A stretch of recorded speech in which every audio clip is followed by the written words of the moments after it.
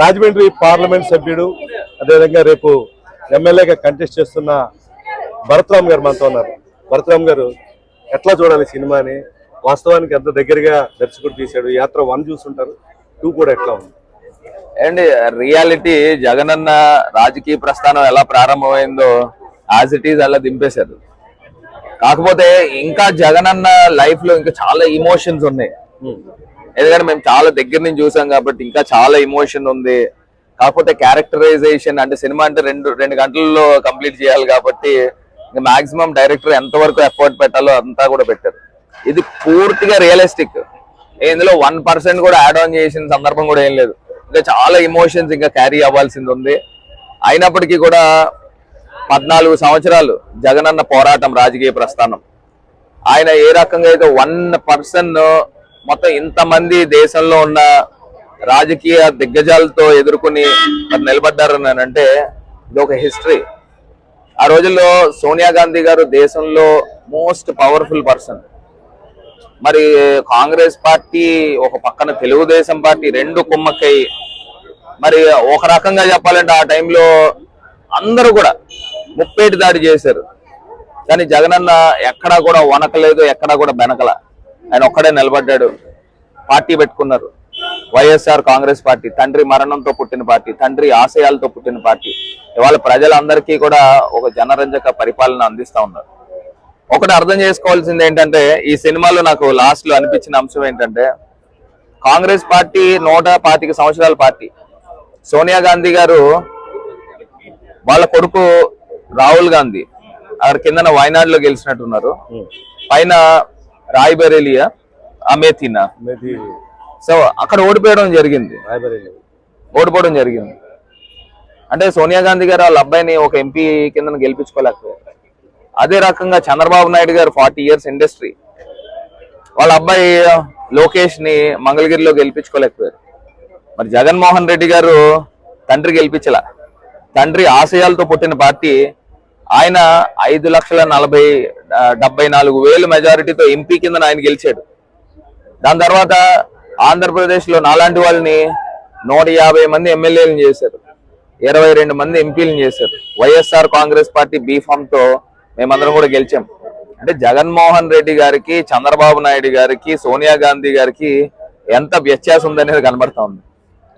మరి ఒక్కసారి చంద్రబాబు నాయుడు గారు ఇంత సీనియర్ మోస్ట్ 45 సంవత్సరాలు రాజకీయ ప్రస్థానం ఉన్న వ్యక్తి 45 సంవత్సరాలు వయసున్న వ్యక్తితో ఎలా ఓడిపోయారు అనేది ఇవాళ కళ్ళకు కట్టిన విధంగా యాత్ర 2 కనబడతా ఉంది. 3 కూడా తీయాల్సిన అవసరం ఉందంటారా? ఎమోషన్స్ చాలా క్యారీ అంటే నేను అదే చెప్తా ఉన్నా, జగన్ అన్నది ఎమోషన్స్ క్యారీ చేయాలని అంటే అది ఒక సిరీస్ పెట్టాలా.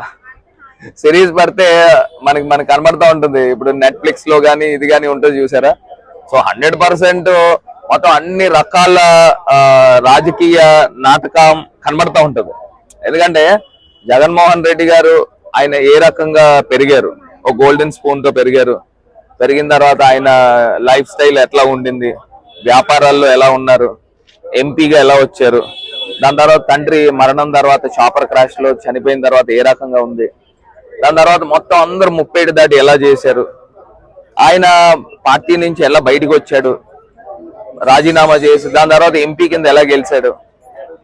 5,74,000 మెజారిటీ అంటే దేశంలో ఇప్పుడు దాకా భారతదేశం పుట్టిన తర్వాత, పార్లమెంట్ పుట్టిన తర్వాత దేశంలో 2nd హైయెస్ట్ మెజారిటీ వచ్చిన వ్యక్తి.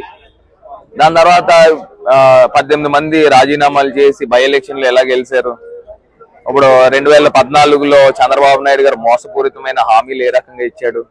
రైతు రుణమాఫీ అన్నాడు, డ్వాక్రా మాఫీ అన్నాడు, జాబ్ కావాలంటే బాబు రావాలన్నాడు. అందరినీ మోసం చేశాడు. అటు మహిళలు మోసం చేశారు, రైతులు మోసం చేశారు, యువతను మోసం చేశాడు, నిరుపేదలు మోసం చేశారు. ఇంక రాష్ట్రంలో మిగిలిన వాళ్ళు ఎవరు లేరు. అందరిని మోసం చేసి కుర్చీ ఎక్కాడు. కుర్చీ ఎక్కిన తర్వాత రాష్ట్రాన్ని నిలబెట్టాడు అంటే లేదు. మరి వాళ్ళు జగనన్న పార్టీ పెట్టిన తర్వాత 2019లో గెలిచిన తర్వాత డ్వాక్రా రుణమాఫీ అన్నారు, మేము చేసాం. 45 సంవత్సరాలు దాటిన ప్రతి మహిళకి కూడా 18,000 ఇస్తా అన్నాం, ఇచ్చాము. ఈబీసీ నేస్తాం, కాపు నేస్తాం. అదే రకంగా యువతీ యువకులకి అందరికీ కూడా ఇవాళ సచివాలయం వ్యవస్థ తీసుకొచ్చి డైరెక్ట్ గా విన్ విన్ సిచ్యువేషన్, అటు ప్రజలకి సేవ చేస్తున్నారు, వీళ్ళకి ఉద్యోగం కల్పిస్తా ఉన్నాం. ఇలా వృద్ధులకి 3,000 పెన్షన్ ఇస్తూ ఇంటికే తీసుకెళ్లి గుడ్ మార్నింగ్ చెప్పి ఆ అవ్వాతాతలు నెల రోజుల పాటు ఎదురు చూస్తూ ఉంటారు ఆ 3,000 గురించి. మరి ఇలా ఎన్నో కార్యక్రమాలు చేశాము. ఎంపీ గారి సినిమాలో ఒక డైలాగ్ ఉంటుంది, అంటే రాజశేఖర రెడ్డి జగన్ కి కల్లో కనిపించేటట్టు, అంటే లీడర్స్ నమ్ముకోకు, నువ్వు జనాన్ని నమ్ముకో అనే కాన్సెప్ట్ ఎలా చూడాలి? 23 మంది ద్రోహం చేసిన తర్వాత పార్టీ నుంచి వెళ్ళిపోయినప్పుడు ఆయనకి అనిపించిందా, లేకపోతే ఆయన రాజశేఖర రెడ్డి మనసులో ఇట్లా చెప్పడం వల్ల ఈ పాదయాత్ర చేయడం జనానికి దగ్గర? ఇప్పుడు లేటెస్ట్ గా తీసుకుంటే ఎంపీలను ఎంపీలుగా కొంతమంది అసలు మొత్తాన్ని పక్కన పెట్టి ఆయన కావాల్సిన వ్యక్తుల్ని ఎంపిక చేస్తున్న విధానం చూస్తుంటే ఆయన జనాన్ని నమ్ముకునే వెళ్తున్నట్టు కనిపిస్తుంది. ఈ సినిమా దాని దగ్గర ఎలా చూడాలి? నేను ఎవరే చెప్తానన్నా, రామనారాయణ అన్న, ఇది ఏంటంటే దేవుడు రాసిన స్క్రిప్ట్. ఆ స్క్రిప్ట్ లో ఏంటంటే వైఎస్ఆర్ కాంగ్రెస్ పార్టీ నుంచి 23 మంది ఎమ్మెల్యేలని సంతలో కొనుక్కుని వెళ్ళినట్టు తీసుకెళ్లిపోయాడు. చంద్రబాబు నాయుడు గారికి 2019లో మిగిలింది ఎంతన్నా? 23. 3 ఎంపీలను అలానే కొనుగోలు చేసి తీసుకెళ్లాడు. ఆయనకి మిగిలిన ఎంపీలు ఎంతన్నా? 2019లో ఆ 3. సో ఇవాళ దేవుడు ఏ రకంగా అయితే లైవ్ లో చూపించేస్తా ఉన్నాడు, సో అదే తరహాలో చంద్రబాబు నాయుడు గారు ఇంకెన్ని ఎత్తులు పై ఎత్తులు వేసినా గానీ ప్రజలు నమ్మే ఇంకా ఆ తీరు కనబడట్లా. ఆయన 2019లో కూడా మహిళలను మోసం చేసి మళ్ళీ పసుపు కుంకాలని డ్రామా కట్టాడు. చక్కగా మహిళలు ఆయన ఇచ్చిన డబ్బులు తీసుకుని వాళ్ళు చేయాల్సింది చేశారు. అంటే నేను అంటున్న పాయింట్, ఈ సినిమాలో ప్రధానంగా లీడర్స్ మీరు నమ్మద్దు, నువ్వు నమ్ముకోవాల్సిన ప్రజల్నే అని చెప్పి రాజశేఖర రెడ్డి సందేశం ఇవ్వడం వల్ల జగన్మోహన్ రెడ్డి 2024 నేను అదే చెప్తా ఉన్నా. ఇప్పుడు ఇవాళ సచివాలయం వ్యవస్థ గానీ వాలంటీర్ వ్యవస్థ గానీ సాచురేషన్ పద్ధతిలో సీఎం గారు బటన్ నొక్కుతా ఉన్నారు, డైరెక్ట్ గా ప్రజలు అకౌంట్ లో డబ్బులు వెళ్తా ఉన్నాయి. అంటే ఆ డబ్బులు పంచాలనే ఉద్దేశం కాదు, వాళ్ళ జీవన ప్రమాణాలు మారాలి, పేదరికం నిర్మూలన కావాలి. సో దానికి అనుగుణంగానే చేస్తా ఉన్నారు. ఇప్పుడు ఓటర్ కి సీఎం కి డైరెక్ట్ యాక్సెస్ అండి. ఇప్పుడు ఇవాళ మా బోటి నాయకులు నమ్ముకుని ముందరికి వెళ్ళారు అనుకోండి, రాజకీయాలు ఇది కొత్త ట్రెండ్ అంటారు. 100% అండి. ఇప్పుడు జనరల్ గా ఏమవుతుంది అని అంటే, గతంలో చంద్రబాబు నాయుడు హయాంలో జన్మభూమి కమిటీలు ఉండే, వాళ్ళ ఇంటి దగ్గర వెయిట్ చేయడం, పడిగాపులు కాయడం, వాళ్ళకి నమస్కారం పెట్టడం, వాళ్ళ టేబుల్ కింద డబ్బులు పెట్టడం, అది పూర్తిగా స్వస్తి చెప్పారు. ఇవాళ నాయకుడితో డైరెక్ట్ యాక్సెస్ ప్రజలకు ఉంటుంది. సో అంతకన్నా గొప్ప రాజకీయం ఉంటుందంటే, ఇప్పుడు గ్రామ సచివాలయం వ్యవస్థ అంటే గాంధీజీ గారు కలలు కన్న స్వరాజ్యం ఇదే కదా. ఈ ఇన్స్పిరేషన్ ఎలా ఉంటది మీ కేడర్ అందరికి? ఈ సినిమా బూస్టప్ అంటారా? అసలు జనం అందరూ చూసేదా ఓన్లీ వైసీపీ వాళ్ళు? అలా కాదన్నా. ఇప్పుడు నేను ఒకటి చెప్తా ఉన్నా, ఇప్పుడు ఇవాళ ఆయన యాక్టర్ జీవ యాక్ట్ చేసిన విధానం గానీ, లేకపోతే భారతమ్మ క్యారెక్టర్ గానీ అసలు ఎంత గొప్పగా ఉందని అంటే మేము ఎవ్వరం కూడా ఊహించలే ఈ రకంగా ఉంటుంది. ఇది ఒక గూస్ బంప్స్ లా అనిపిస్తా ఉంది. ఇది కాకుండా జగనన్న 14 సంవత్సరాల క్రితం పార్టీ పెట్టారు.